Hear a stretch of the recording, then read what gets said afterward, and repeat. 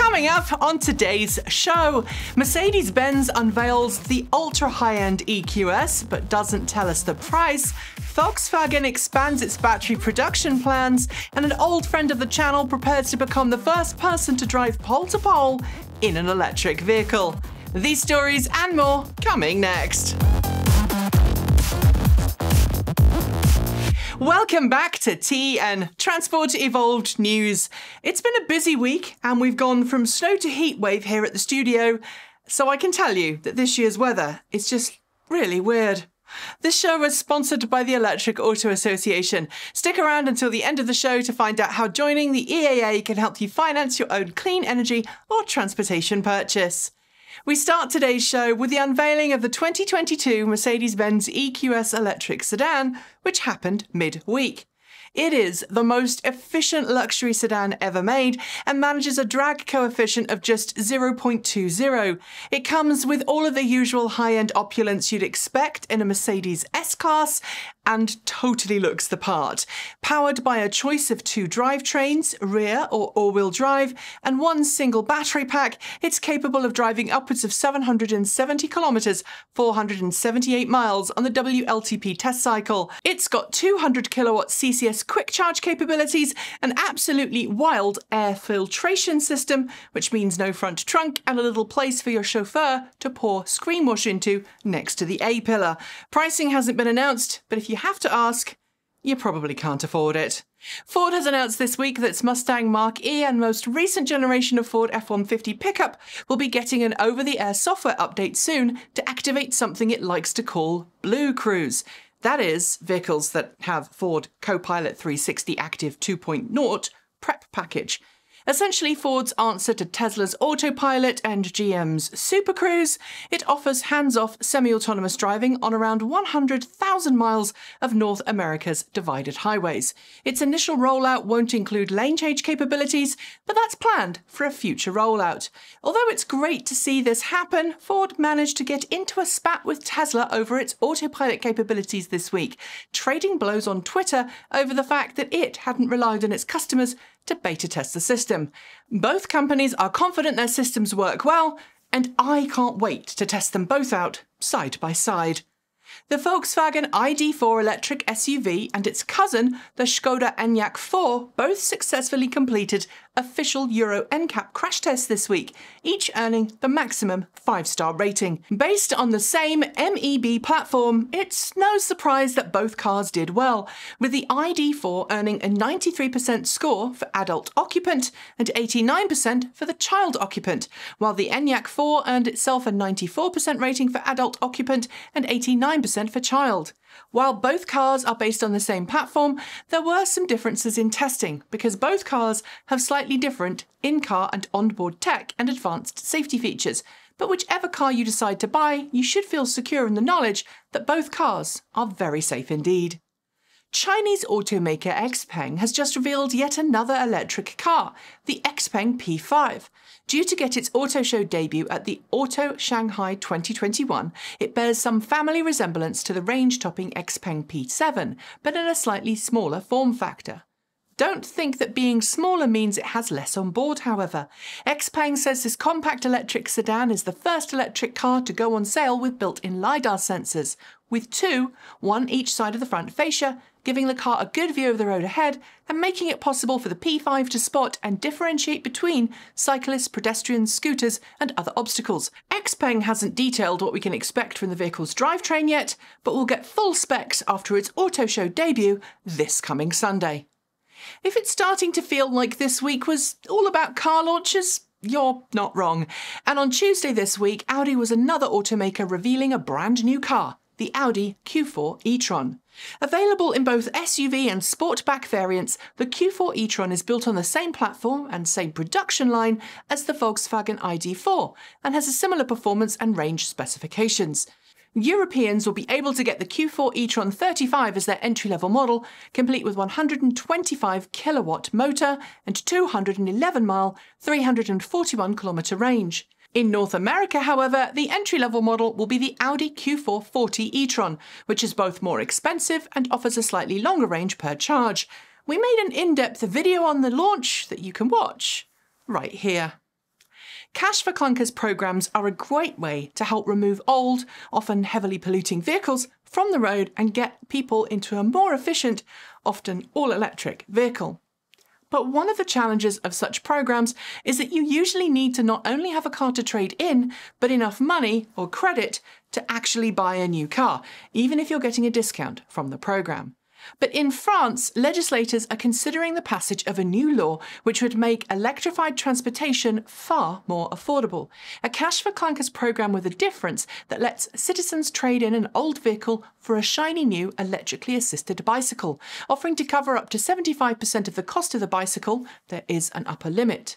While not everyone is going to want to make that particular switch, we love this idea, and in busy, crowded cities, this could be transformative and revolutionary if passed into law. Tesla solar customers who'd already signed the paperwork for a new Tesla solar roof and/or Powerwall storage system got a nasty shock this week when Tesla suddenly upped the cost of installing their new energy systems. Tesla has blamed the price hike on complexities associated with the installation process, but some customers had their contracted installation costs more than double. Tesla has essentially told customers they'll be getting a new contract with higher prices, and they're also telling customers to cancel the installation if they don't agree, a process which some have reported isn't all that easy. We've been contacted by many of you who are in this boat, and while Tesla hasn't gone quiet on the issue, I can't imagine this story resolving itself without a lengthy legal battle. In case you hadn't noticed, Volkswagen AG has been churning out large numbers of electric vehicles of late across its various brands, and the more vehicles those brands produce, the higher the demand becomes for lithium-ion battery packs. Which is why Volkswagen AG has just announced that its battery production line in Germany, where cells are packaged up into packs for vehicles, will be expanding its facilities to produce up to 500,000 battery packs per year for MEB-based cars like the ID3, ID4, Q4 e-tron and others. In total, it will make an additional 100,000 battery packs for its e-up and derivatives and for the Volkswagen Golf GTE, totaling 600,000 electric car battery packs per year. If you've doubted the company's commitment to EVs to date, it might be time to rethink that stance. Panasonic's head of EV batteries was quoted this week by Bloomberg as being eager to get in on Tesla's 4680 form factor cell production, but also extremely cognizant of the challenges that lay ahead. Acknowledging that the larger form factor cells have great benefits, such as the ability to make more affordable EVs a commercial reality, Yasuaki Takamoto cautioned that the 4680 cells required you to, quote, raise your craftsmanship 1 or 2 full levels, or there'll be safety issues. He also acknowledged some of the new challenges that the new form factor design will have, such as extra care needing to be taken to ensure that no contamination occurs during production, and that overheating will be a bigger potential threat due to the cell's size. Polestar has officially unveiled a new longer-legged version of the Polestar 2 electric car. With a single motor configuration, it's capable of a total of 260 miles, 418 kilometres of range per charge. This lower-cost version, sadly we don't have the price yet, retains a lot of the character and functionality of its higher-end models, but also adds in a new heat pump system in an attempt to maximise the range of the same 78 kWh usable battery pack found in the more expensive dual-motor variants. I personally think it's great that Polestar is offering a longer-legged version at a lower price point, giving more customers the chance to get behind the wheel. But if we consider that the previous starting price of the Polestar 2 was close to $60,000, budget is really subjective here. And now it's time for short shorts. Mazda has confirmed that its electric MX-30 will finally be coming to the US, with initial deliveries due to take place in California this autumn. It's great to see another EV hit the streets, but this one is most certainly underpowered and underspecced for the market. Draft European Union legislation would, if passed, ban car companies from labelling plug-in hybrids as sustainable investments beyond 2025. It marks the start of the end for plug-in hybrids as full battery electric vehicles surge to dominance. Tesla has officially settled its court case involving a former employee who it alleges stole source code from its autopilot system and took it with them to rival automaker Xpeng. The details of the settlement are confidential, but the case is now officially dropped. Hot on the heels of its EQS reveal, Mercedes-Benz will unveil its all-electric EQB SUV this weekend at the Shanghai Auto Show. The vehicle, based on the GLB SUV, is one of a number of new exciting variants from the brand, with the EQE expected next. Volkswagen has confirmed a new performance label for the brand, the GTX moniker, which will join all of its ID family of vehicles as a performance badge variant. The first car to get the GTX treatment will be the ID.4, with the GTX variant being unveiled later this month. Alpha Motors has dropped yet another vehicle it claims will bring to production, the Alpha Wolf Plus electric truck. It's great to see the company have such enthusiasm about its future, but to date, all we've seen are computer renderings. Chinese firm NIO has officially opened its second-generation battery swap station for use with its range of EVs. The battery swap station uses autonomous vehicle smarts and two-way communication to allow the cars to position into place automatically. General Motors and its battery partner, LG Energy Solutions, have officially announced a $2.3 billion investment in a new second gigafactory where Ultium battery cells will be made.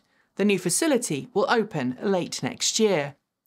Two corporate networks representing 80 companies with a combined $1.3 trillion of annual revenue have called on the Biden administration to set strong targets for a zero-emission transportation future. They call for 100% zero-emission passenger vehicle sales by 2025.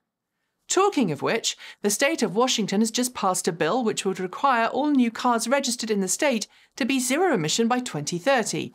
There are, however, some caveats, but if Washington can make it happen, it will be the first state to do so.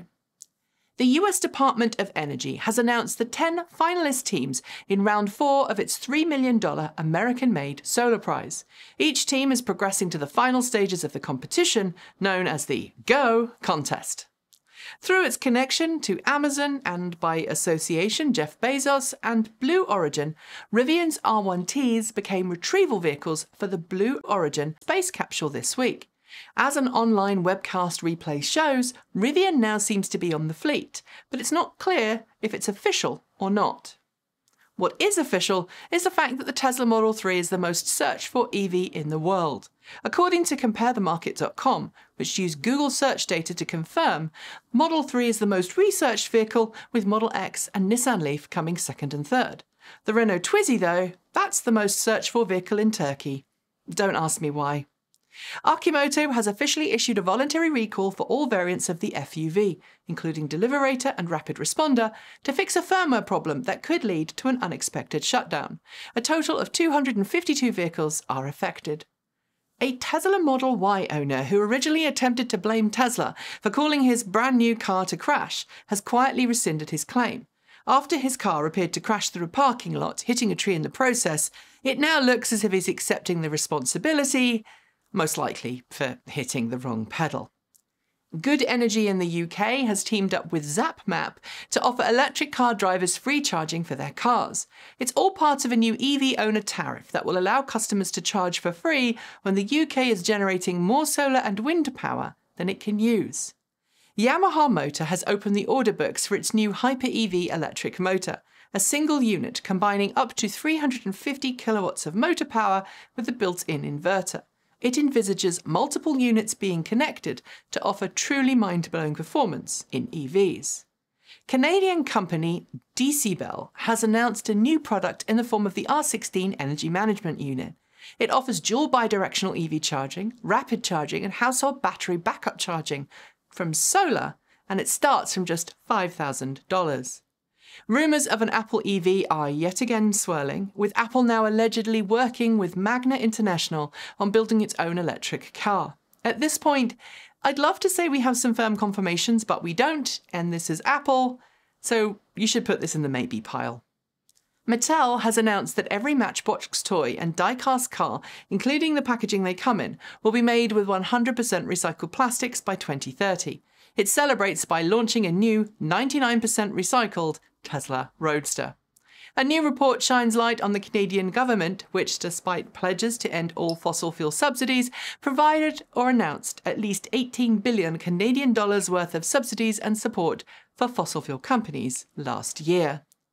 The Goldman School of Business has published a new report, the 2035 Report 2.0, Transportation, which says that with the right policies from the government, it's technically and economically feasible to make all new car and truck sales electric by 2035.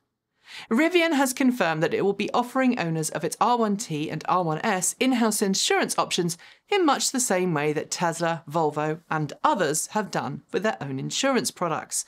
They should help reduce premiums and improve repair times.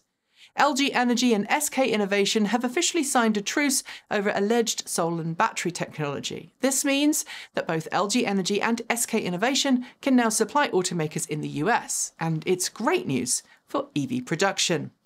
And those are your shorts. There will be more next week. For the last couple of years, UPS has certainly been exploring new ways of delivering packages, and earlier this month, its Flight Forward subsidiary announced a new potential delivery vehicle in the form of an eVTOL aircraft being produced by Beta Technologies. For those unfamiliar with the term, eVTOL refers to electric, vertical, takeoff and landing, and it's long been promised as the future of short-distance travel in busy megacities. UPS has inked an order with Beta for 10 of its craft, which are capable of carrying 1,400 pounds, 635 kilograms of cargo, and have a range of up to 250 miles, or 402 kilometres. If successful, it could become a new, commonly used way for UPS to get priority packages where they need to go as quickly as possible. And finally, depending on how you feel about battery electric vehicles and road trips in general, you either love the idea of going on a long-distance EV road trip, or you don't. Commonly, fears over charging infrastructure abound when contemplating a trip that's thousands of miles long, but for one dear friend of this show, I suspect range anxiety is definitely a thing of the past.